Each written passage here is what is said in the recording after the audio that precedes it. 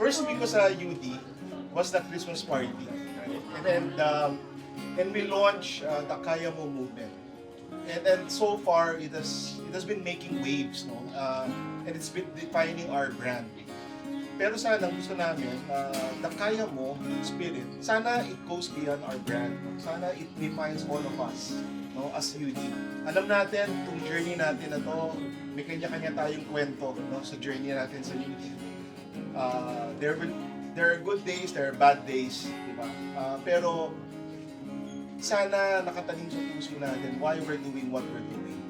And it's really to serve our fellow Filipinos. No?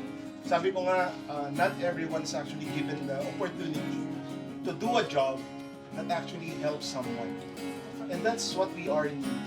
We're doing a job to make a difference, no, in the lives of our kababayans, no, sa mga Pilipino. Bumabaho ng maaga para may kita. Tayo daraw gawin para sa pamilya. Kahit pipagsubok, tuloy-tuloy lang ang laban.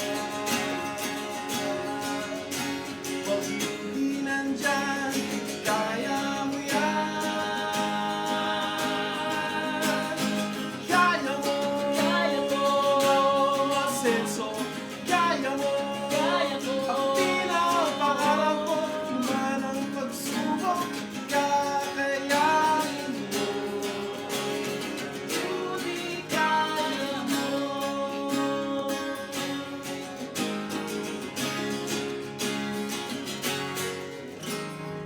Bawat Pilipino may sariling kwento, kwento ng sipag ng tapang at talino. Kahit may pagsubok, tuloy lang ang laban at nagsusumika para sa bukas na maganda. Kaya mo yan. Kaya mo.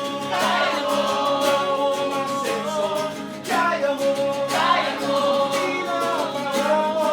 Kaya mo. Kaya natin. Kaya natin lang. Yuri, ang bangko para sa'yo. Yuri, kaya mo.